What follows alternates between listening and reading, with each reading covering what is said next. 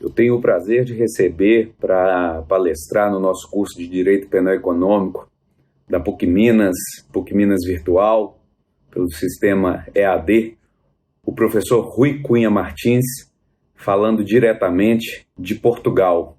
O professor Rui Cunha Martins é professor na Universidade de Coimbra, diretor do curso de pós-doutorado em Democracia e Direitos Humanos, membro da direção do Centro de Direitos Humanos da Faculdade de Direito, ambos da Universidade de Coimbra, professor visitante de inúmeras instituições brasileiras, francesas e espanholas, professor colaborador do curso de mestrado e doutorado da PUC Rio Grande do Sul, autor de inúmeros trabalhos, diretor da editora Almedina, da coleção Tempo e Norma, e entre as suas principais obras publicadas no Brasil estão os livros A Hora dos Cadáveres Adiados e O Ponto Cego do Direito. Professor Rui Cunha Martins, além de tudo, eu tenho o prazer de tê-lo no meu hall de amizade, é um querido amigo, e agradeço muito, professor, pelo senhor ter se disponibilizado a estar conosco aqui hoje, estar com os nossos alunos, falando sobre corrupção, prova e processo penal. Agradeço muito mais uma vez e a palavra está com o senhor pelo tempo que for necessário. Muito obrigado. Muito obrigado. Eu é que agradeço. É um prazer muito grande estar aqui a colaborar com este curso. E é um prazer redobrado, porque o convite é-me feito pessoalmente e estou a interagir neste momento com um grande amigo pessoal, que é o Dr. Leonardo Rodrigues, que é meu amigo há muito tempo. Tenho um carinho muito grande e uma admiração muito grande também. E então, quando as coisas podem juntar a satisfação profissional com o reconhecimento de laços pessoais, que há muito tempo, eu acho que estão reunidas as condições para que a nossa troca de impressões aqui seja frutífera e para que aqueles que nos estão a ouvir possam tirar o maior partido. Direto ao assunto, o título da minha intervenção já denota que, obviamente, que eu assumo que vamos aqui gerir uma série de informação cruzada de ordem muito abrangente. Ou seja, para todas as questões ligadas ao direito penal e económico, é possível seguir uma via mais direta, mais estreita, mais direcionada a determinados enfoques, a determinados objetos específicos da área, ou, foi a via que eu escolhi, esta segunda, fazer uma abordagem de situações, de temas, de conceitos, de problemas que, não aparentando direcionar-se de uma forma muito vincada aos problemas, são, no entanto, fundamentais para compreender os problemas do âmbito do direito penal e económico. Essa é a minha perspectiva. Eu diria que, na minha intervenção, se alguma pretensão eu tenho, é de tentar fornecer dados para responder a umas 2 ou 3 questões. Não vou responder de forma concatenada, de forma separada, mas vou tentar que elas, de alguma maneira, vão informando toda a minha intervenção. Não vou responder à pergunta 1, à pergunta 2, à pergunta 3, mas vou tentar dar uns passos que podem esclarecer. A primeira pergunta eu colocaria desta forma. De maneira muito direta, diria assim: deve o direito penal económico, ou melhor, deve a área económica e a importância que se reconhece aos temas económicos ser credora de determinada especificidade que justifique que, por exemplo, a chamada nova investigação criminal focada em bens, por exemplo, se constitua em área de exceção relativamente àquilo que são as boas práticas do devido processo legal? Esta é a minha primeira. É um repto que eu lamento. Nós temos normalmente a ideia do devido processo, determinada regra, determinados princípios, uma razão epistemológica que está na base. Qual deve ser o reconhecimento que a área económica merece enquanto exceção, se deve ou não, relativamente a essas áreas? Será que ela deve constituir-se? Será que, tal como ocorre a muitos níveis da sociedade, também a nível jurídico é lícito que o económico tome uma prevalência especial ao ponto de romper com determinadas práticas processuais, investigativas, que estão assentes nas restantes áreas do direito? Para isso, logicamente, é preciso conhecer quais são essas áreas de base. Então, eu irei começar por falar sobre evidência e prova, que é, quanto a mim, a distinção maior que estrutura qualquer dimensão da processualidade penal. Depois, então, ficará para os que me ouvirem poderem perceber se, ou refletirem se, ou até que ponto é com os dados que eu vou dar, vou dizer, evidência é uma coisa, prova é outra, toda a investigação processual vive da distinção das duas.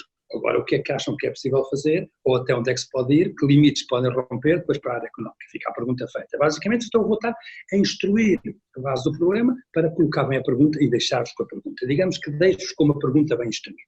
Segundo nível da pergunta é, deve ou é aceitável que alguma dimensão de excepcionalidade, alguma dimensão emergencial ou de corte com as regras e com os princípios que possa reconhecer-se à área económica e, por conseguinte, o crime económico, seja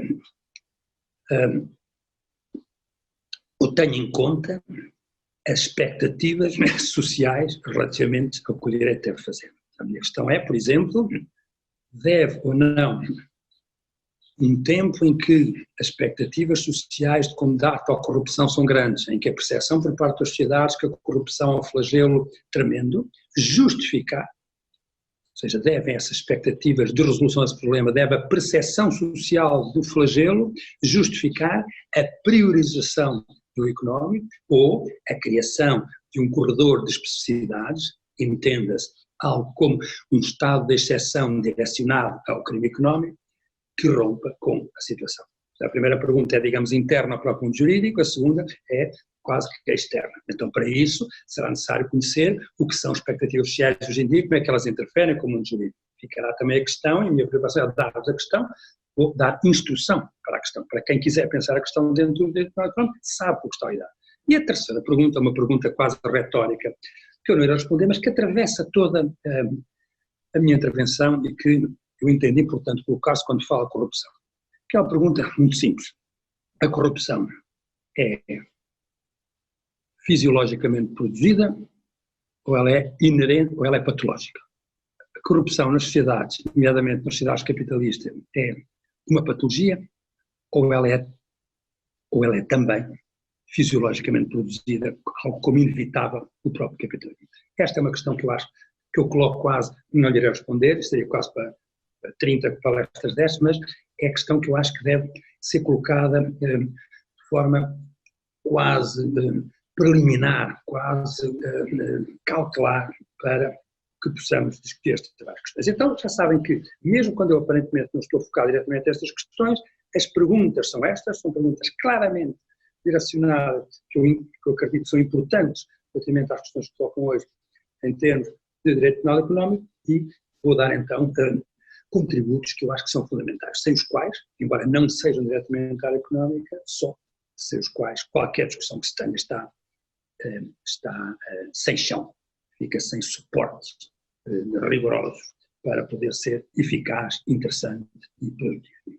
Primeira questão então, é necessário estabelecer-se, se queremos saber até que ponto, ou se queremos um dia, em algum momento, colocar a questão da excepcionalidade ou não, ou dos limites que deve haver à investigação. Eu dei o exemplo, por exemplo, de investigação criminal focada em bens, por exemplo, até onde é que deve ir, até onde é que não deve.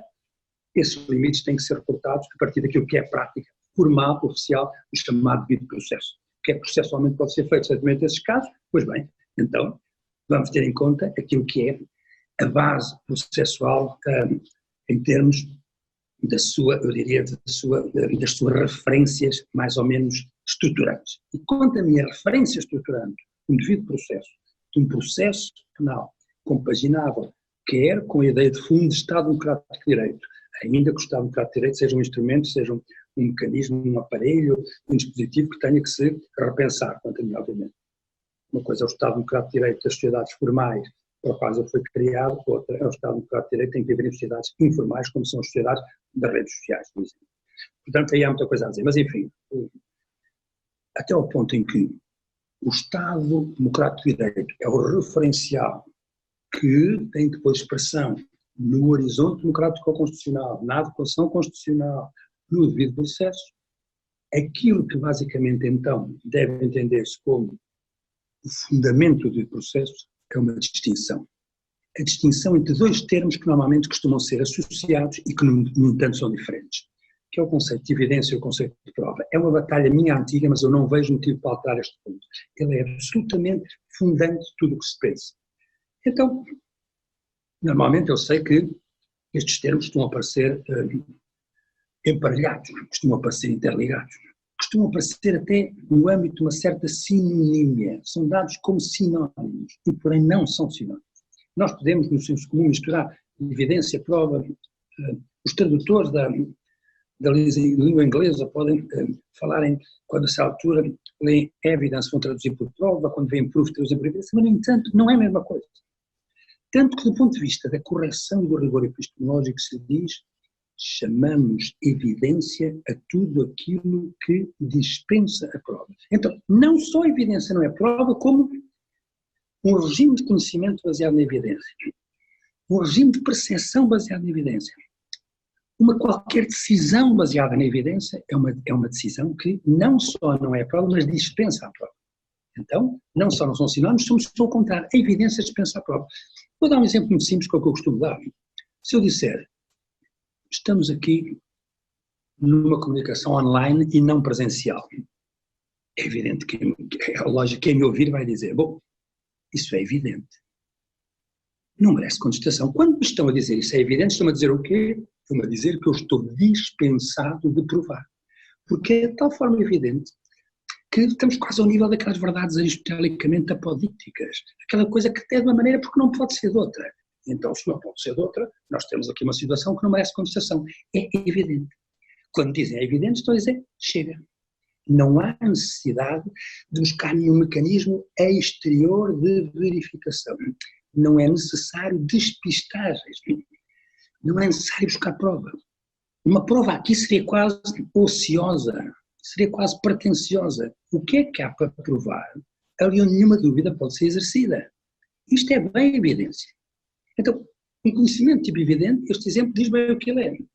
É um conhecimento que dispensa a prova, ou seja, que se satisfaz com aquilo que é plausível, com aquilo que é verosímil, normalmente com aquilo que costuma acontecer, com aquilo que não merece contestação.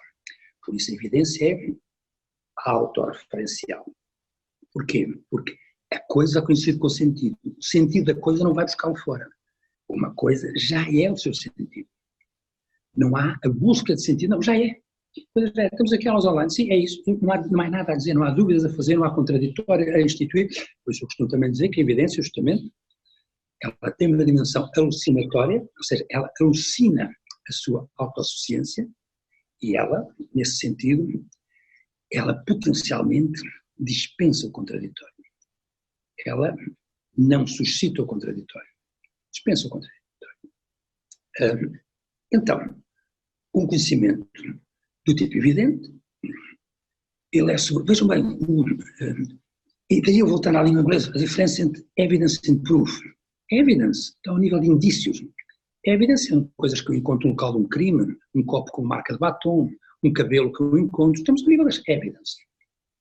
Mas a língua inglesa não vai chamar proof a isso, porque sabe que proof já é outra coisa. Já é uma imputação, é uma carga, é uma interpretação que eu dou àquelas evidências. Então já estou num outro nível. Logicamente, o timing de um e o timing do outro é a diferença. A evidência é espontânea. Um conhecimento evidente é espontâneo. É intuitivo.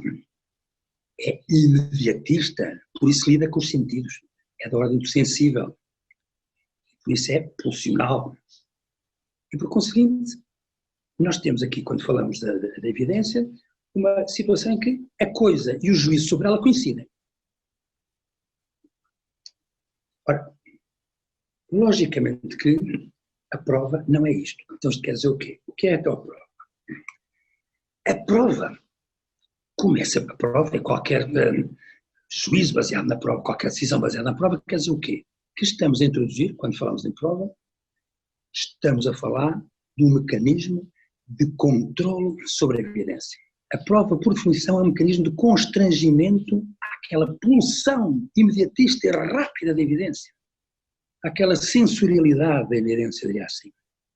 onde a prova, logicamente, que é mais densa, ali onde a evidência é espontânea, a prova é densa, a prova é reflexiva, ela não é automática. A prova não corresponde a um mecanismo, a um automatismo, ela justamente corresponde a um recuo.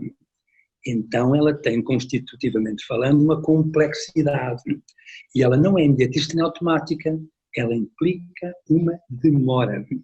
Vejam bem que eu não estou a falar aqui de uma patologia. A prova que demora não é uma prova que correu mal. Há casos em que sim, lamentavelmente, lá iremos. O grande drama da prova, o grande drama dos processos, a miséria do processo, nos tempos atuais, é que ele, a certa altura, começou a exagerar nesta carga que, porém, é constitutiva. Na base, existir prova quando existe alguma demora. Sem demora não há prova. Não estamos a falar ao nível da patologia ainda. Estamos a falar ao nível do ADN, do DNA da prova. Participa essa ideia. Prova implica demora. Se não estamos na evidência. Prova implica um recuo. Há uma demora. Porque a prova implica uma suspensão do juízo. Uma suspensão da imputação na evidência. A coisa e o sentido coincidem. Nem há o problema do sentido. A coisa e o sentido estão estar na prova, o sentido vai-se buscar fora. E por vezes mesmo fora. Tem que se fazer despistagens, tem que se fazer indagação, tem que haver dúvida. Ora, isso quer dizer que, enquanto a evidência, de alguma maneira, a evidência me acontece, ocorre-me, uma prova eu mereço, eu obtenho. A prova obtém-se, por isso há uma construção probatória.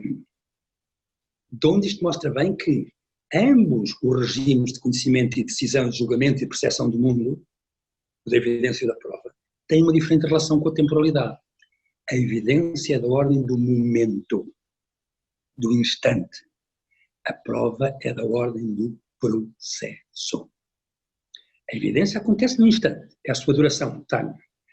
A prova acontece durante um tempo, tem que percorrer um tempo, tem uma demora, tem uma duração. A evidência é da ordem do momento e a prova é da ordem da duração. Por isso a prova tem uma dimensão que é íncita, que está inscrita, processual. Há uma dimensão de processualidade na prova, ou seja, na construção probatória, no fazer probatório. E se há um fazer probatório, isso quer dizer que ele também faz parte da prova. A prova não é só o resultado, mas é também a maneira como se obteve, onde a prova tem que provar. A prova tem que provar o bem fundado do seu procedimento. Ela tem que mostrar os procedimentos e por isso é que ela até se justifica depois. Portanto, a prova tem que provar, tem que dar provas de como ela se obteve, porque ela tem um trajeto, e é esse trajeto que lhe dá solidez. Qual é a solidez? Não é, do ponto de vista principiológico, a sua rapidez. Não é a sua imediatez, não é a sua eficácia, é a sua solidez. Claro que o que podemos discutir hoje, o que se deve abrir hoje, nomeadamente em termos de direito penal e económico por meio de razão, é se podemos conceber ainda este tipo de teoria que eu estou a dizer, que é a teoria dos princípios destas questões epistemológicas, se podemos aceitar que no mundo de hoje é sólida uma prova que demora muito. É evidente que eu acho que não. Não irei fazer aqui o papel de... Não.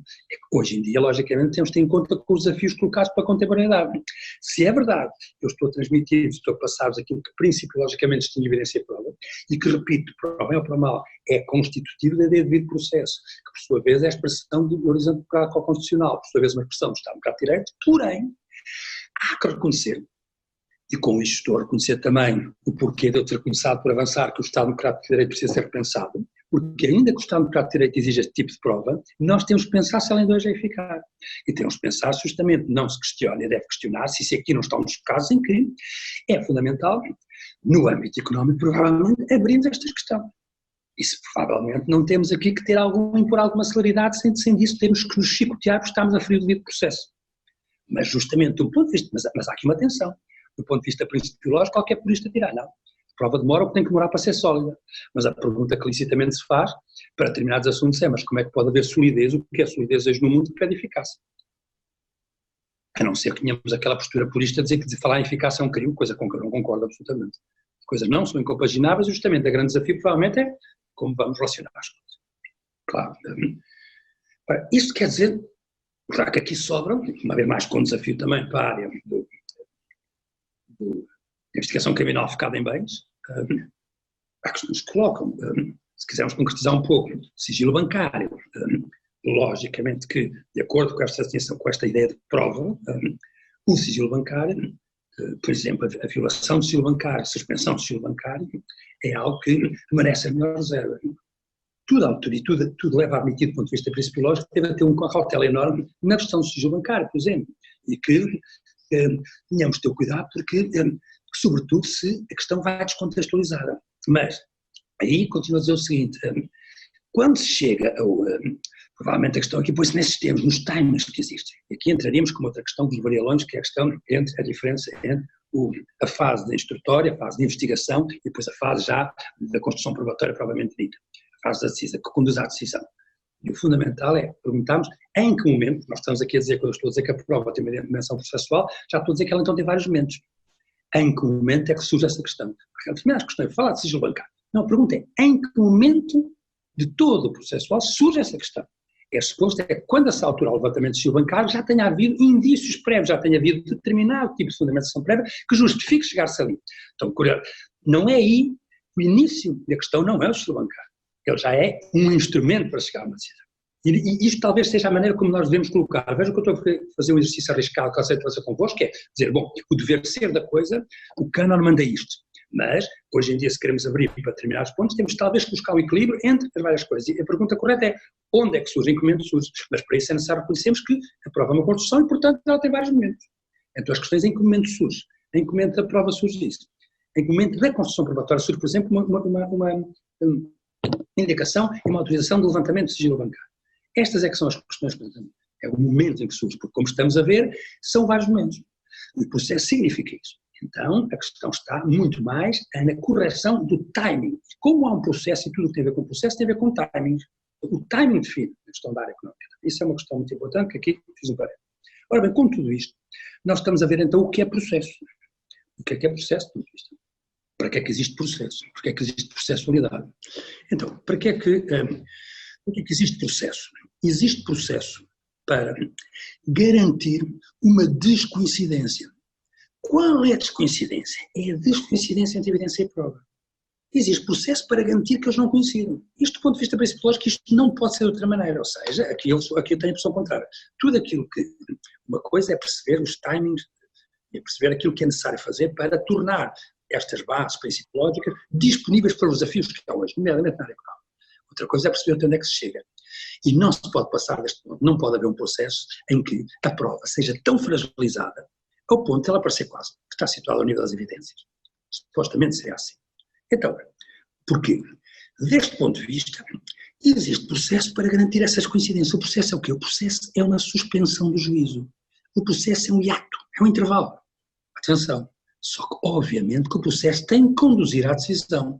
A ideia de um processo que unicamente permite instaurar uma série de mecanismos e de gangas garantistas e mecanismos processuais para chegar a certa altura à impossibilidade de julgamento e para conduzir à impossibilidade de julgar questões de corrupção e para garantir que se salvam o julgamento, pode ser a tentativa de utilizar mecanismos processuais para ganhar uma prescrição, é a coisa pior que há. Isso garantiu a impopularidade do processo. E se as pessoas estão dispostas a prosseguir o processo, é porque o processo foi isso muito tempo, é bom dizê-lo.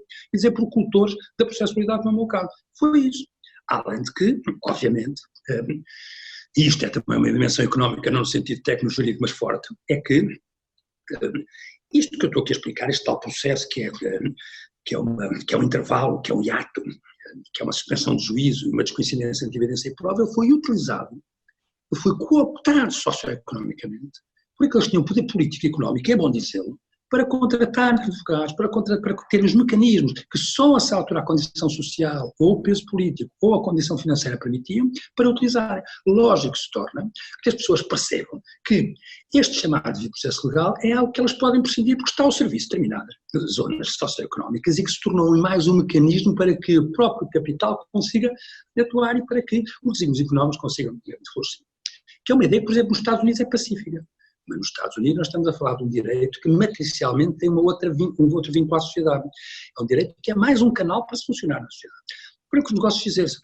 Ele não é tanto um dever ser, mas é mais um mecanismo, é um skill posto à disposição dos indivíduos para eles poderem funcionar na sociedade. Por isso é que essa altura é facilmente objeto de negociação. Algo que se tentou responder aqui com a incorporação da transação penal, sim também, mas sobretudo depois da colaboração premiada, etc., da barganha, todas essas dimensões importantes. Mas logicamente que Esta é que é a questão. Então, o processo tem esta dimensão. Ora bem, logicamente que os senhores que estão a ouvir perguntar-me, as senhoras perguntar-me, então, mas a evidência não tem, nós não podemos ter essa, qual é o problema? Nessa altura funcionamos com evidências mais com provas, será que precisamos de uma solidez probatória para tudo? Não, obviamente que não. De resto, deixem-me dizer-vos, para aplicar a expressão do Habermasiana do mundo da vida, no nosso mundo da vida, ou melhor, no mundo todos os dias, no cotidiano, nós felizmente somos indivíduos que utilizamos evidências e que lidamos com a lógica da evidência. E bem, de resto não sobreviveríamos. Imagina os senhores que vão a altura fazer uma compra de um imóvel, ou vão fazer uma compra de um automóvel. Não conhecem o intermediário que está a vender aquilo de lado nenhum. Não conhecem. O intermediário, a pessoa que está a vender o automóvel, ou que está a vender a casa, mas têm, por algum motivo, uma desconfiança ou uma confiança em relação à pessoa. Essa confiança ou desconfiança não tem dados nenhuns. Não sabem nada sobre o indivíduo, não sabem nada sobre ele, não têm provas nenhumas de que ele é sério ou que é confiável ou não, mas, no entanto, assim funciona. Não por acaso a confiança é uma das expressões da nossa sociedade dia-a-dia da evidência. A economia, dramaticamente, funciona com confiança. A confiança dos indivíduos, a confiança dos mercados, claro. Por isso é que ela é simultaneamente a ciência mais exata e a mais fluida e a mais volúvel e a mais volátil. Porque, logicamente, a confiança é uma coisa que é subjetiva. Agora, ela funciona, ela tem uma intervenção. Ainda bem que eu digo isso. Eu não confio no indivíduo, não lhe compro o automóvel. Lidei com o quê? Julguei com quase. Com base no regime epistémico de evidência. Com base em evidência. As percepções, os feelings, a sensorialidade. Mas é assim que deve ser ilícito. Da mesma maneira que se vou atravessar a estrada, imaginem, ouço uma pito na minha direção, se eu vou esperar ter a prova de que é um carro que vem na minha direção, um caminhão, quando tiver a prova estou morto. Pouco me serve ter a prova, eu tenho mais é que correr, como costuma dizer, pôr o pé e passar para o passeio rápido, porque aí eu tenho que lidar com evidência, não tenho de ter prova, ainda bem que não. Ou quando me apresentou alguém, etc, etc. A confiança dos investidores, estamos a falar de confiança, claro que são mecanismos manipuláveis, mecanismos trabalhados, sim, mas estamos a falar de níveis em que não é a prova, no sentido de construção operatória, que funciona. Aí é lícito que eu faça isso.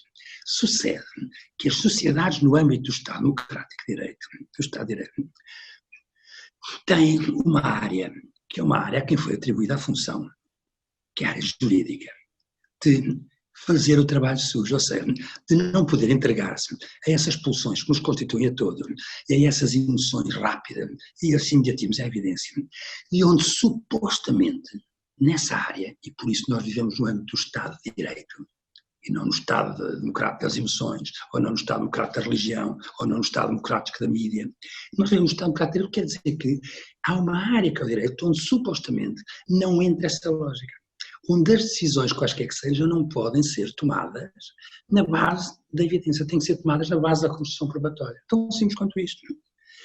Aliás, a especificidade dessa área é isso, é o trabalho sujo que ela faz. Alguém tem que o fazer. Quando tudo parece que já viu, vamos fazer a pergunta. A pergunta tem que ser possível. E se não fosse bem assim? Mas toda a legitimidade dessa área está estruturada numa defesa do indivíduo. Estava. Essas coisas não estão a mudar. Na defesa do réu. Em dúvio para o réu. Nebis in idem, etc, etc. A inocência, todos esses mecanismos criados para a possibilidade que o sistema falhe. E, por conseguinte, essa é a lógica até aqui. Mas eu estou a falar, volto a dizer, estamos numa altura em que estes princípios quase manualísticos, que encontrarão em qualquer manual, bons princípios em termos processuais, está hoje a ser desafiado por uma prática que, quanto a mim legitimamente, não é nenhum escândalo, melhor, não acho boa política estarmos a fazer defesa cega disto, mas é fundamental conhecer isto cada dia que partimos, para percebermos até onde é que podemos falar os limites, que são limites de atualização disto, porque há dimensões aqui que não funcionam. Porquê? Porque isto é a expressão do Estado Democrático de Direito, o Estado Democrático de Direito hoje não funciona totalmente, porque ele é um aparelho formal, que foi criado num tempo em que se pedia formalismo como mecanismo de defesa dos indivíduos, mas hoje ele está imbuído, ele vive no âmbito de sociedades, como são as nossas contemporâneas complexas, que são informais. Sociedades das redes sociais, sociedades da comunicação tudo com tudo, sociedades da transparência, da informação circular. E, portanto, este é o problema. E o problema que tem aqui a base processual é também esse. Portanto, eu sou, em primeiro lugar, de reconhecer, esta é a base principiológica. Isto é uma base defensiva nisto, que é uma base formal, como se vê. Todos os ditadores vão libertar-se disto não por acaso, porque isto é um empecilho. ditadores vão querer libertar-se destes formalismos, óbvio, estão a fazê-lo, não vou dar exemplos. Agora, logicamente que estes empecilhos são empecilhos, as pessoas votaram nos ditadores, que prometeram libertar-se disto. Quer dizer que, de alguma maneira, isso para a económica é visível, muito do que aqui está não se constitui como material emancipatório, constitui-se como material de prisão e material de excessiva contenção, ali onde era preciso alguma soltura, alguma rapidez, alguma celeridade, sim, alguma eficácia, sim, que são termos que não nos devem chocar. Faz as mãos à cabeça quando se diz, está a falar em devido processo e falar em celeridade, mas como não? Está a falar em devido processo e falar em... Sim, e provavelmente toda a área económica, a área económica é uma área que pode ser inovadora a esse nível, está a ser, porque tem alguma excepcionalidade, agora a questão é dos limites. Até onde é que chega? E essa é uma questão que se deve colocar, não está decidido, deve-se colocar em cada caso, porque os limites também estão a oscilar. Ora bem, porquê é que os limites estão a oscilar? Porquê é que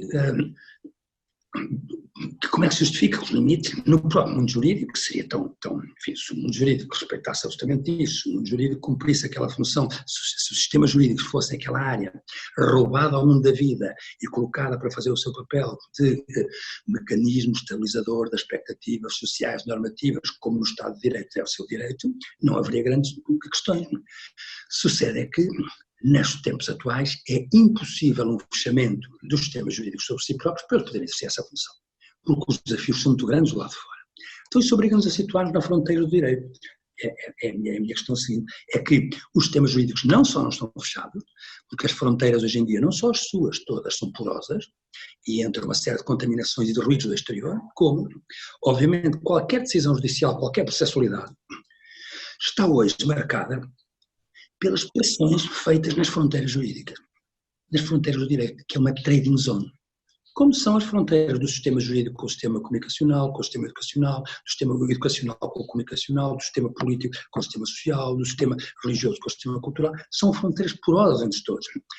Sempre foram, hoje são mais. E então, no caso do sistema jurídico, as suas fronteiras com o sistema comunicacional e mediático, com o sistema social, são muito marcadas pelas expectativas sociais. Sempre houve expectativas sociais, mas hoje elas soltaram-se, porque as sociedades são informais. E de alguma maneira, a ideia da promessa, a ideia de futuro, essa ideia rompeu-se. E alguma pressão que tem a ver com a urgência, tem a ver com a velocidade dos novos tempos, e tem a ver sobretudo com os novos meios de comunicação, tem a ver sobretudo com a grande informalidade da nossa sociedade. Tudo o que eu estive a dizer responde por estruturas formais, é quase um mundo ideal. Ele ainda funciona assim. Idealmente funciona. Para que é que existem todo este rigor, todas estas grangas terminológicas, todos estes conceitos garantistas? Para defender o indivíduo da besta que há nele. Claro, aquela senhora que foi morta há uns 5 anos, a 400 km de São Paulo, porque diziam que ela andava a traficar, ela era intermediária que traficava crianças, e ela foi morta pelos seus vizinhos, porque puseram uma foto na net, disseram que era ela, por acaso não era, mas mesmo que fosse era igual. Fizeram justiça para as próprias mãos. Ela foi morta por evidência, não foi morta pelas provas. Não houve tempo, não se parou. Lógico. Mas isso corresponde ao nível de barbárie. Supostamente e efetivamente para impedir essa barbárie que existe em cada um de nós. Ou como se chamaria, como diria o Manuel Doutor Nietzsche, o Reich, o Deleuze, para impedir o fascista que há em cada um de nós que se solte. É que se criaram determinadas dimensões, todas aparelhadas para nos protegermos nós próprios. E este formalismo foi criado para isso. Foi criado para isso. Ora, sucede que as condições em que isso foi criado, a legitimidade e a naturalidade disso que eu estou a dizer, terem sido criadas uma série de mecanismos que tão depressa nos defendem como nos oprimem, porque não nos deixam fazer aquilo que nós somos naturalmente, não nos deixam ser espontâneos, não lidar com a evidência e obrigam-nos a chegar à prova. Isso é muito doloroso. E as expectativas sociais hoje são expectativas sociais de redução ao máximo desse formalismo. As perguntas a fazer são várias. Porquê é que isso ocorreu? Porque esses formalismos, como eu disse, falharam em algum ponto. Então, temos um devido processo que é cooptado socioeconomicamente por aqueles que podem, obviamente que as pessoas vão abrir mão dele. Então o que é que temos aqui? Vamos ver a situação. Temos expectativas sociais de que haja uma redução dos mecanismos garantistas que estão na base de todo o Estado de prática de direito e que defendem o réu normalmente. Então o que estamos aqui a querer é uma inversão da situação. Estamos a querer que se punam os poderosos, estamos a querer que se punam os políticos. Aqui entra claramente a corrupção. A corrupção entra aqui, foi um elemento forte. Ela é um elemento forte de sensibilização das pessoas. Obviamente que ela foi também manipulada como uma bandeira para se levar, a certa altura, o próprio jogo político, a arena política, a determinado fim, lógico, mas ela surge aqui como um elemento forte. Porquê? Porque neste esquema todo, nesta situação toda, há a introdução de quase como a naturalização que as democracias fizeram nos últimos tempos, chamados estados de exceção. A ideia de um inimigo poderoso. Esse inimigo foi, em muitos campos na Europa, sobretudo, o terrorismo, que levou a modificações enormes, à criação de estados de exceção menores, e depois maiores, e depois mais generalizados.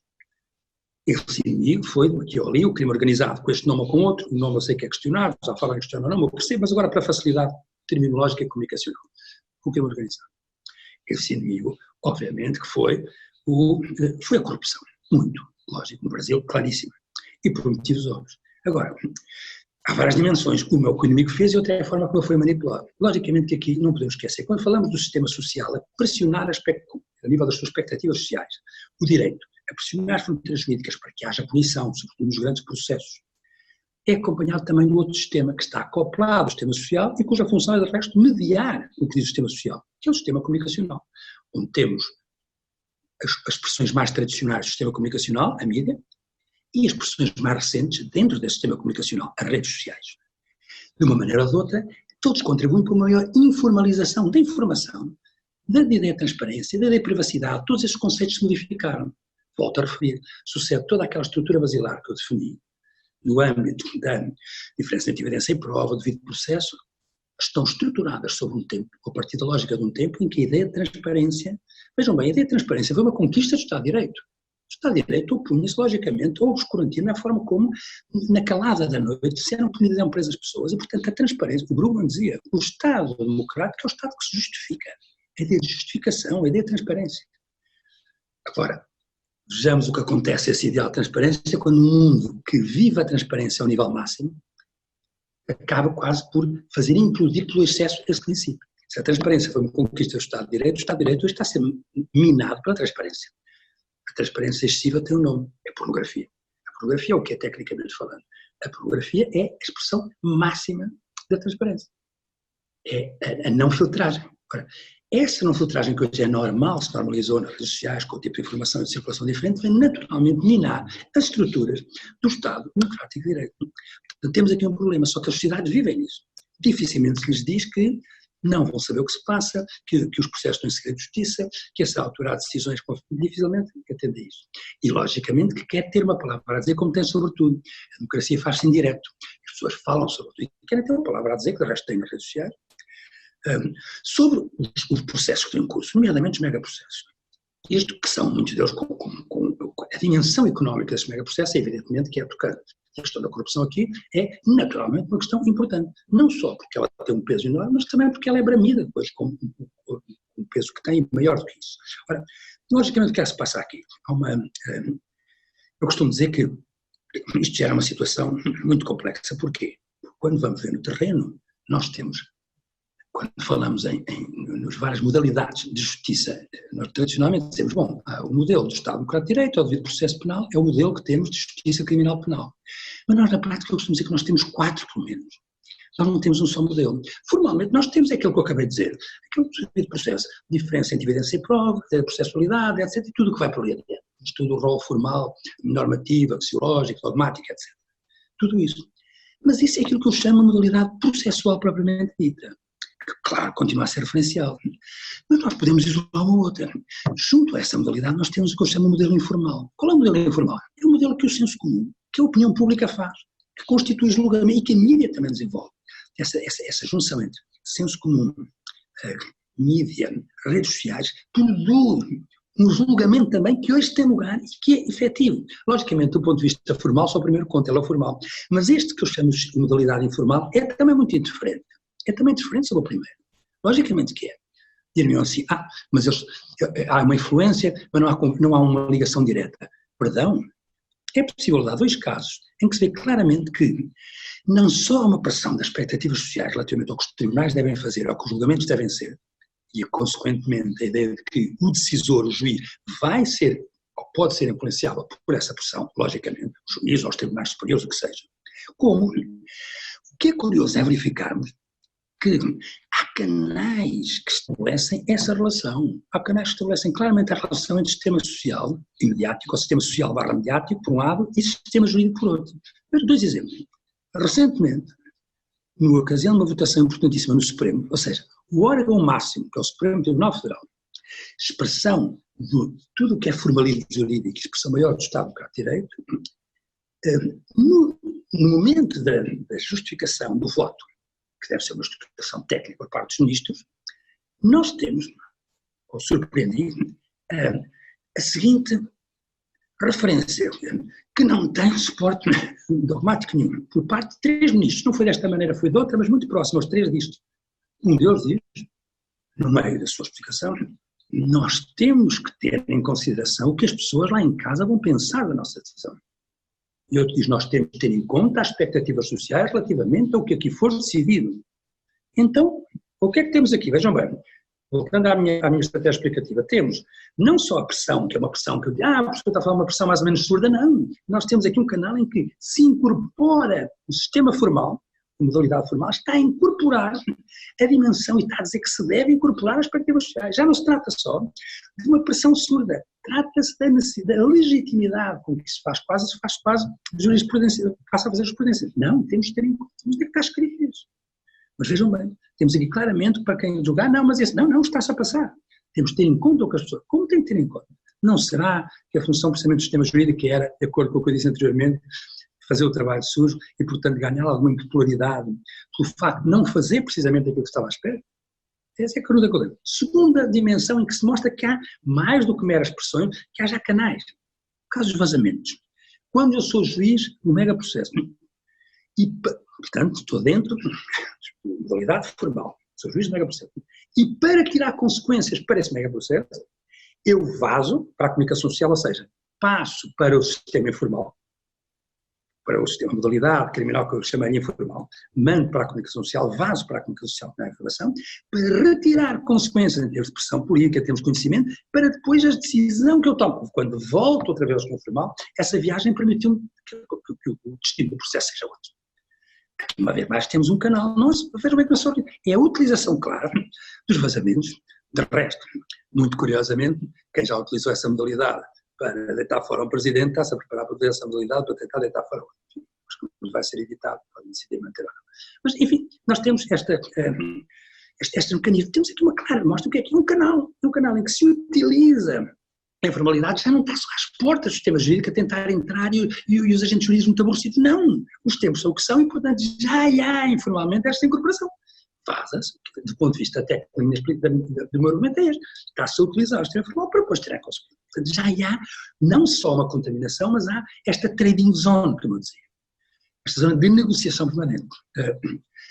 Justamente para responder a esta, ou tirando consequências das expectativas sociais a respeito do sistema jurídico, ou melhor, expectativas sociais criadas pela segunda modalidade, que eu chamei modalidade informal, a primeira modalidade formal, acabaram por ser respondidas com a criação de uma terceira modalidade, que é precisamente a das barganhas, a das negociações premiadas, a chamada modalidade negocial. Então, a primeira é a modalidade processual propriamente dita, a segunda é a modalidade informal, a terceira é a modalidade negocial ou consensual, que tem a ver precisamente com a colaboração premiada, com as relações com essa importação fora da matriz tradicional da inspiração europeia, que busca na common law alguma inspiração, que é típica dos nossos tempos, porque os nossos tempos são intersistémicos e intermatriciais. Já lá vai o tempo em que a inspiração europeia, determinado tipo de direito de algum país, impedia de ir buscar mecanismos a outro. Não, neste momento o que nós temos é uma busca em várias. Pode haver matricialmente uma inspiração do sistema jurídico brasileiro, no modelo europeu, mas se for preciso buscar como foi preciso para combater determinado inimigo, seja a corrupção, no modelo norte-americano, que é não por acaso chamado, o modelo de processo americano, chamado modelo empresarial. Enfim, em termos académicos, chama o modelo empresarial de direito norte-americano. O direito é um canal para permitir justamente os lobbies, para permitir mais uma via de conseguimento do que se pretende no viver social. E então temos precisamente essa busca, a incorporação desse mecanismo e a barganha, a transação, todo esse esquema negocial vem introduzir então uma outra linha. Digamos que aqui estamos, há uma grande discussão técnica. O Gustavo Badaró tem um artigo interessantíssimo sobre isso, afinal, a colaboração premiada, a relação premiada, é ou não uma expressão mais do esquema probatório, é oficial ou se é outra coisa, bem, agora não interessa. O que interessa é que, do meu ponto de vista, temos aqui uma resposta, ou seja, justamente, e não vou ter aqui uma postura crítica absolutamente relativamente à relação, ela tem grandes defeitos, obviamente, ponto 1, ela tem os defeitos não só que tem, que ela é, como tem os defeitos depois da incorporação num corpo estranho numa zona sistémica que não aconteceria, portanto é só ruídos que aquilo provoca, mas obviamente foi também utilizada com intuitos políticos, mas ela também, se quisermos ter um ponto de vista mais distanciado e mais rigoroso, ela vai responder à necessidade de, precisamente, perceber que, provavelmente, os esquemas de prova, de distinção de evidência, de processo mais clássicos, não dão a resposta perante certas necessidades, que seja questionável, que se tenha por aqui sim, agora, que alguma coisa teria que se fazer, obviamente. Por curiosidade, é possível distinguirmos um tipo de verdade que assenta a cada um destas modalidades. Qual é o tipo de verdade que pode permitir-se aquilo que eu chamei o modelo de processo penal propriamente dito, o modelo oficial, o modelo formal? É verdade possível. Não é mais, é verdade possível. Pronto, é verdade possível no âmbito do processo. Não se vai torturar para obter a verdade, não se vão fazer coisa, a prova tem que provar, portanto é verdade possível. No sistema informal, seja naquela junção de senso comum, mídia, opinião pública, redes sociais, é verdade expectável. É verdade expectável. Quer-se uma verdade? Quer. As pessoas não admitem que não haja verdade. Não percebem o processo penal porque não admitem que depois de estar aquela investigação toda não se tinha chegado a conclusão nenhuma. As sociedades querem. Querem porque estão habituadas. O consumo, querem ter uma resposta. Mas a convicção tecnológica trazida para a rede, tudo isso vai permitir que as pessoas consigam. Já toda a gente diz, fazem-se coisas, passam-se que as pessoas sabem, portanto querem. Portanto, é uma verdade, mas é verdade expectável. Não querem só a verdade em si, querem aquela verdade. Querem que o processo seja um mecanismo que vai dar aquilo que toda a gente já sabe. É verdade expectável, verdade previamente decidida. Essa é a verdade. O terceiro elemento, que eu chamei o elemento do modelo negocial, é uma verdade consensualizada. É uma verdade transacionada. Dou-te tanto, confessas isto, denuncias fulano, não denuncias, portanto é uma verdade negociada. E portanto é isso que nós temos. Não por acaso, eu diria que isto é um assunto a debater, é o tipo também de, curiosamente, que se quisermos alargar a nossa análise em termos multidisciplinares, é o tipo, eu sei que é complicado dizer isto, mas é o tipo de modalidade de justiça criminal própria do tempo que conhece também o avanço das fake news e a realidade das fake news, não por acaso. Tudo é mais ou menos transicional, porque corresponde a uma secundarização da verdade. A verdade é aquilo que se negociou, é aquilo que se convencionou a dizer. De alguma maneira. E, portanto, há esse elemento que é um elemento absolutamente perturbante. Como se não fosse já suficiente para complicar as coisas, nós temos hoje no terreno ainda, sem que quase nos demos por isso, uma quarta modalidade de justiça criminal penal, que é o que eu chamo de modalidade internacional, que é aquela que é imposta hoje pelo direito internacional, um direito internacional que é absolutamente o direito internacional dos direitos humanos. O que é que temos aí? Aí vamos ter uma verdade exigida, curiosamente. Nós aí temos um nível, porque essa parece que é uma coisa que está a pairar lá em cima, mas não está, porque esse direito internacional é cogente, é vinculante, os países assinam cá, assinam compromissos. Aquilo que diz São José, que São José da Costa Rica, é o vínculo regional que vincula os direitos humanos regionalmente. O que é que tem acontecido aí? Tem acontecido algo que muitos autores chamaram uma revolução copernicana. É o quê? É uma substituição importantíssima. É um giro copernicano. É que o processo penal, tal como eu que o impliquei, tal como eu que o demonstrei, quando eu comecei a partir da diferença de evidência e prova, parte do princípio que se defende o réu. É uma herança iluminista, é uma herança que se junta com muita coisa. Ora, o processo baseado no direito internacional dos direitos humanos é outra coisa. E, nomeadamente, isto por São José está a ser praticado muito.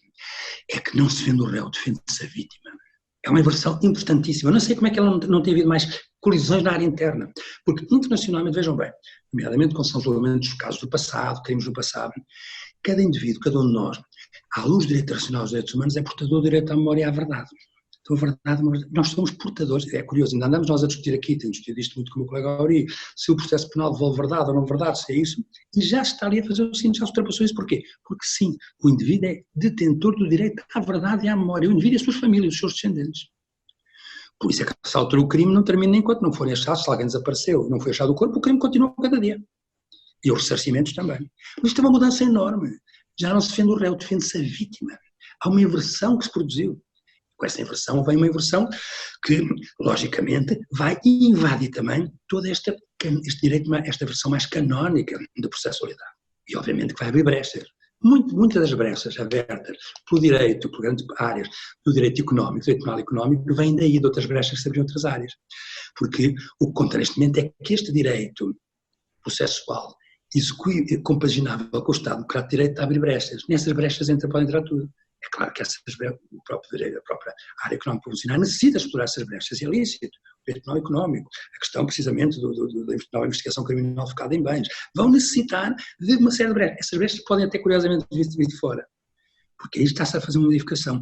Há um enfraquecimento da prova, porque o que conta é o objetivo. O que conta é que não pode haver branqueamento. E os Estados são pressionados, absolutamente pelo Acordo de São José, são pressionados para punirem. São pressionados para punirem de por onde der, para não haver branqueamento, para não haver possibilidade de branqueamento de certos crimes. E por conseguinte nós temos essa nova realidade. A verdade aqui é dizer, mas temos também esse tipo de justiça no terreno. E por conseguinte nós temos este panorama que é complexo e que basicamente nos reafirma, e com isto termino voltando àquilo onde comecei, a questão seguinte: está em causa fortemente o Estado Democrático de Direito hoje em dia. O Estado de Direito é forjado, sobretudo o Estado de Direito contemporâneo, na sua versão contemporânea, é forjado num ambiente de início do século XIX, que não tem a ver com o nosso atual, em que os aspectos formais são aspectos absolutamente garantistas e defendem o indivíduo. O contraponto é o Estado absolutista, é o Estado despótico. E o contraponto do Estado despótico faz com que se privilegiem os elementos da transparência, os elementos formais, justificativos. Esse processo é simultâneo do outro. É o momento em que está a triunfar finalmente da sua guerra secular o direito oficial, chamado direito estatal, que, sobretudo no século XVIII e no século XIX, estão a chegar a um ponto extremo de enfrentamento com os vários direitos. Ainda no século XVIII, o direito estatal é mais um. O direito dos Estados é um no meio dos direitos feudais, direitos corporativos, direitos oligárquicos, direitos achados na rua, direitos locais. O direito estatal, que tal como nós hoje o herdamos, é estatal. Por isso é que eu digo esta dimensão oficial que temos, a ideia que é um direito estatal. É algo que se foi impondo lentamente, e é fresco ainda, são os séculos. E vai impondo naquilo no âmbito de uma luta que o António Manuel Espanha, meu colega, tanto falecido, chamava enfrentamento entre o direito dos sábios e o direito dos rústicos. E isso é que faz o direito estatal, mas o direito estatal impõe-se, mas impõe-se sobre uma série de outros que foram calados. De alguma maneira, nós historicamente aprendemos, ficam calados, ficam submersos, mas não morrem totalmente. Eu diria que os tempos hoje são os tempos em motivos vários que têm a ver com a falência de algumas estruturas do Estado Democrático de Direito e com a dificuldade desse direito estatal de mostrar a sua valência. E quando falamos em direito estatal, estamos a falar de quê? De algo que nos obriga, com muita violência, a sermos contra a natura. Direito, desculpa, todo direito, eu repito, o direito estatal quando falo de direito estatal, direito oficial, estou a falar de um direito que basicamente nos obriga ao seguinte: a não sermos aquilo que somos enquanto bestas, enquanto fascistas, ou seja, a barbárie que é em nós é contra ela que se erigiu o direito estatal. A ideia de que o indivíduo potencialmente é uma besta, que o Nietzsche dizia dessa forma. Então, o que é que quer dizer? Quer dizer que Constituição, processo, prova, culpa formal, tudo isso é contra a natura, é contra-intuitivo. Nós não somos assim na mesa do café. Nós dizemos, o indivíduo fez isto, mas que prova tem? Não, eu acho. Tudo bem. Agora, nós criámos um esquema para dizer, não basta isso. Existe a tal área que faz o trabalho sujo, que é o sistema jurídico, que diz, não, vai ser necessário provar, etc. Ora, mas isso, enquanto isso compensou, enquanto as pessoas se sentiram defendidas com isso, claro que deixaram, aceitaram as regras do jogo. As regras do jogo são, por exemplo, estas que para nós tornaram normais em termos civilizatórios e em termos de uma oposição à barbárie, que é algo que há uns séculos atrás era tudo menos óbvio. Estupram a minha filha, a minha irmã, e eu não vou poder fazer o mesmo, nem vou poder matar o indivíduo, vou ter que ir para a justiça. Isto é algo que é muito contra a natura, isto é contra-intuitivo. Fazem-me alguma coisa, eu não posso responder, eu devo ir para a justiça. Isto é contra a natura, isto só foi possível num esquema em que isto supostamente desenvolvia níveis civilizatórios, de pacificação social, etc., que me eram benéficos. Se esse esquema se perdeu, entram então os políticos da vida que percebem isso e prometem outra coisa às pessoas, e as pessoas estão dispostas a prescindir disso, porque estão de encontro do que elas próprias são, não há novidade nenhuma. Então, porque tudo isso, contrariamente a adequação constitucional, demora, suspensão do juízo, tudo isso é contra a natura, é contra-intuitivo. Então nós temos justamente esse problema, é que o Estado de Direito foi criado como a estrutura que garante essa contra-intuição. Todos os esquemas saídos do Estado Democrático de Direito garantem essa contra-intuitividade, esse elemento contra a natura, é aquilo que nos violenta contra nós próprios.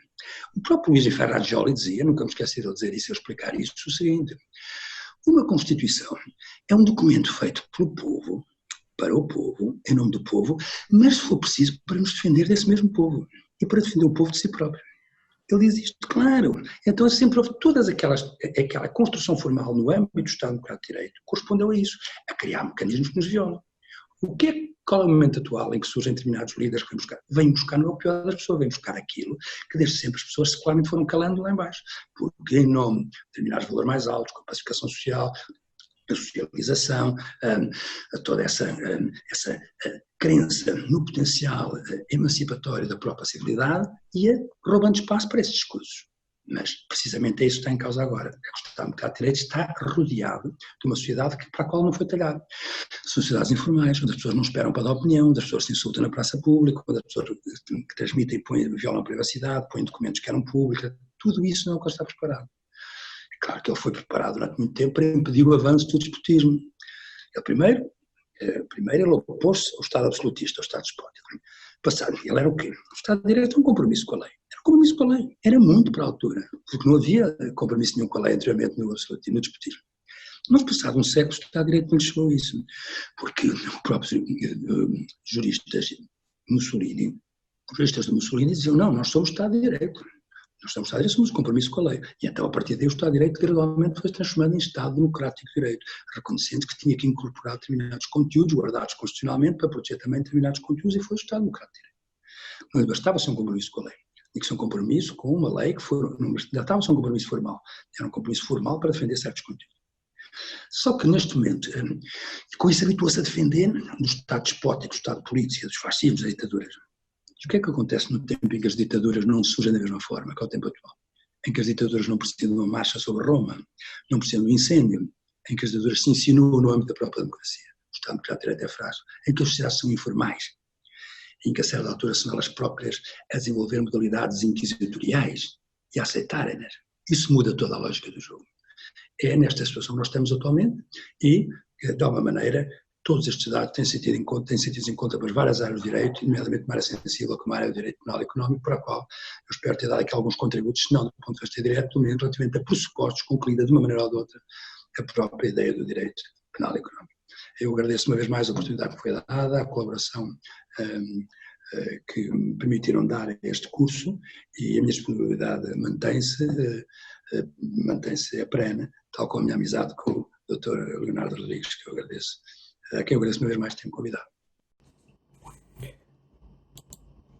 Bom, assistir o professor Rui Cunha falando é sempre um problema, porque vários pensamentos vão surgindo ao longo da fala do professor. Eu só quero fazer uma pergunta, professor Rui, mas é uma pergunta que abrange uma série de coisas que o senhor disse ao longo da explanação, mas na ideia de reforço mesmo, que eu achei alguns filtros aqui super importantes. A primeira coisa é essa questão da expectativa social como estabilização, né, as expectativas como meio de estabilizar a sociedade. E nisso, eu só quero registrar para os nossos alunos que nada se assimila com o que o Jacobs diz no direito penal dele sobre estabilização de expectativas sociais através do direito penal. É importante fazer esse registro, porque aqueles que estão ouvindo o senhor falar pela primeira vez sobre expectativa social podem fazer essa assimilação. Então, eu já estou dizendo que não tem a ver com isso. Na verdade, o senhor quer fazer uma ponderação sobre esse ponto? Não, estou plenamente de acordo. Eu só agradeço ter sido feita essa ressalva, porque já há muito tempo deixei de me preocupar com essa eventual confusão, por parte do princípio que depois todo o contexto da minha fala permite esclarecer que não é disso que se trata. Mas também vou dizer mais, também eventuais, também acho cada vez mais que preocupa menos a pessoa ser assimilada a um autor ou outro. Fulano dizia isto, quanto é a forma como nós utilizamos determinado tipo de reflexão, e aí todos os autores são válidos, no contexto em que utilizamos. Dizem-me como utilizo às vezes o Luhmann, mas o Luhmann, sim, o Luhmann tem, eu não vou com o Luhmann até ao fim do mundo, de braço dado, nem pensar.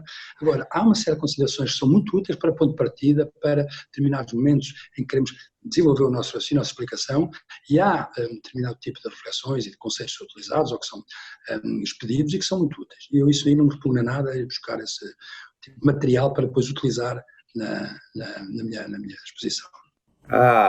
Mas a minha questão é justamente sobre a questão da expectativa no âmbito da corrupção, e o senhor foi lá onde eu ia também, nas técnicas especiais de investigação. Hoje no Brasil elas foram colocadas em face da lei de crimes contra a organização criminosa, né? Combate à organização criminosa, mas que é utilizada como pano de fundo em todos os crimes de corrupção, se estendeu para a lavagem de dinheiro, enfim, é um grande subterfúgio, na verdade, para utilizar essas técnicas especiais.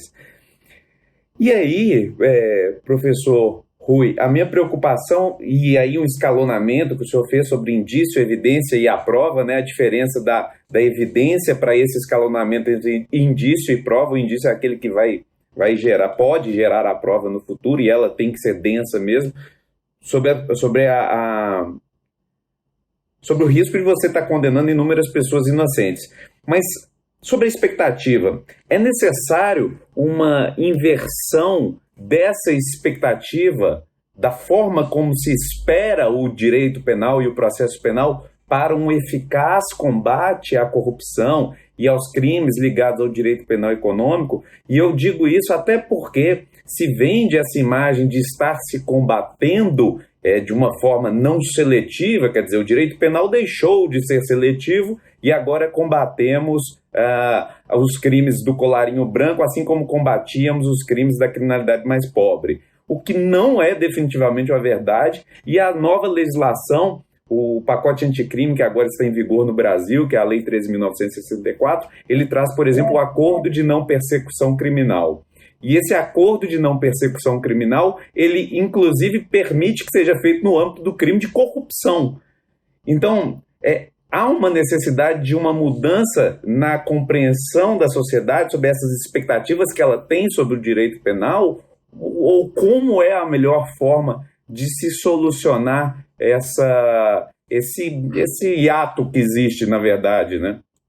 O que eu acho é o seguinte, é que, vamos lá ver, essa mudança tem que ser uma mudança, essa corresponde basicamente àquela terceira pergunta que eu fiz no início e disse que era uma pergunta quase retórica e deixava no ar. A corrupção é fisiológica ou é patológica? Esta é que é a grande questão, a sério. A corrupção é o resultado existe porque alguns malandros que utilizam o nosso dinheiro todo para proveito próprio, ou a corrupção é de alguma maneira inerente ao próprio sistema, que a produz também para poder funcionar, ou ambas as coisas em dimensões que vão divergindo e que tornam uma coisa suportável ou não suportável. Esta é que é a grande questão. Porque e as sociedades só modificarão a sua expectativa relativamente ao problema se tiverem uma resposta a uma percepção desta questão. Qual é a ilusão? Não há nenhuma ilusão no sentido que a corrupção prejudica cada um de nós e que a corrupção tem que ser combatida, isso não há nenhuma dúvida. Acho que é uma questão tão óbvia que já nem vale a pena, enfim, estar a discuti-la, porque todos sabemos que tem que ser combatida. Qual é o logo? O logo não está na necessidade do combate à corrupção. Há dimensões de logo. Um é o momento em que ela veio, porque é que é combatida, como é que é combatida, porque é que privilegia combate determinadas figuras em vez de outras, ou seja, porque é que ela tem um cunho fortemente político. Isso era outra questão, mas não é essa a pergunta. A pergunta é sobre as expectativas sociais. Ou seja, claro que ela torna-se uma arma de arremesso. Agora, a questão é o que é que as pessoas pensam sobre o combate à corrupção e os seus resultados. Ou seja, as pessoas terão ideia, os indivíduos acham, as sociedades acham que, se por absurdo nós limpássemos, no caso da sociedade brasileira, limpávamos a sociedade de todos corruptos, não havia mais corrupção, então tudo funcionaria bem. Essa é que é a grande questão. Então, quem acha isso tende a valorizar absolutamente a corrupção e a priorizar e a achar que a essa altura se está a pessoa com a dizendo vamos combater com a corrupção. E as pessoas, quando falam isso, já não falam a essa altura a necessidade de combater a desigualdade socioeconómica, que é persistente, é flagrante e é chocante, que é cada vez maior, os inegalitarismos, a maneira como se altura outros problemas, que são problemas sociais fortíssimos. Esses problemas têm de ser problemas também resolvidos. E a ideia de que o mundo em que a corrupção fosse definitivamente extirpada. Funcionaria bem é uma lógica pífia, porque pretende que o capitalismo funcionaria bem não teria que ser reformado nem modificado. A certa altura, há uma certa dimensão irónica em que podemos dizer que, que os próprios capitalistas, as pessoas com meios financeiros mais estruturados, podem ser simultaneamente corruptos, mas são também aqueles que estão interessados nessa altura em fazer limpezas balneares a determinados níveis de corrupção, porque há níveis de corrupção que perturbam o funcionamento do próprio sistema. O próprio sistema já não funciona com eles e, portanto, eles têm que os limpar. E eles vão apoiar pessoas para limparem os esquemas de corrupção, eles não são os dele. E, portanto, mas eles não querem uma mudança estrutural, não querem uma mudança revolucionária, não querem uma mudança radical, não querem mudanças estruturantes, não querem verdadeiramente uma mudança. Querem que o sistema seja limpo para poder funcionar melhor. Como a essa altura as pessoas querem fazer uma festa, e que a essa altura vamos limpar isto tudo, vão limpar para poderem fazer outra. Não é para dormir, é para vamos fazer outra porque assim já não se funciona, já ninguém se diverte, já ninguém brinca. Então é a mesma lógica. A grande questão é, as pessoas não podem ter a ilusão que, resolvido o problema da corrupção, se resolveria tudo, que os pobres seriam menos pobres. Não, isso é falso. Essa é que é a grande questão. Sim, a corrupção é um fator que contribui para acelerar as desigualdades no sentido de retirar dinheiro. Sim, mas tínhamos que ver então, uma vez resolvida a corrupção, onde é que se investir o dinheiro? Investia-se em transportes, investia-se em... Essa é que é a grande questão. Por outro lado, outra dimensão terrível é achar que os bons políticos são unicamente aqueles que não são corruptos. É fundamental alguém não ser corrupto, só que depois está por provar outra coisa, é que é bom político. Porque senão também se corre o risco de dizer, bom, vamos põe-se uma medalha para que a pessoa não tenha minimamente visões políticas. Fulano não tira, ou fulano não rouba, ou fulano não alimenta essas coisas. Não chega a ser autorar outra coisa, ou seja, a corrupção começa a se autorar a minar tudo. Porquê? Porque ela torna-se o critério da frição de tudo. Aí é que é o grande problema. Ela é o critério da frição de tudo. E ela não pode ser o critério da frição, nomeadamente quando entra nas áreas políticas, nas áreas de escolha. Eu posso ter uma pessoa honesta, mas a pessoa honesta pode ser um imbecil. A pessoa honesta pode ser uma pessoa destituída de grande honra. Enfim, é uma pessoa que não é, não podendo não ser imbecil, não tem as características que habilitam para, por exemplo, estar a ser cargos de chefia ou direção de determinado nível. Ela é confiável do ponto de vista que não tira, mas não é confiável pelas coisas políticas que vai exercer. E mais, o erro em determinadas políticas pode conduzir a um empobrecimento também que leva a mais corrupção. Então, estes esquemas é que é necessário instalar, ou seja, é necessário desacralizar a ideia de corrupção, é necessário poder dizer estas coisas que estou aqui a dizer. E, sobretudo, para também não fazer daqueles, o contrário, é que aqueles que combatem a corrupção não são cavaleiros do vento, não são só heróis. Essa é que é a grande questão, e por conseguinte é perceber também que esquemas políticos se escondem atrás dessa imposição, dessa priorização do combate à corrupção. É só este esquema, esta questão que eu queria aqui introduzir. Bom, eu só tenho a agradecer ao professor Rui Cunha, que tomou seu tempo para fazer essa palestra para o curso nosso.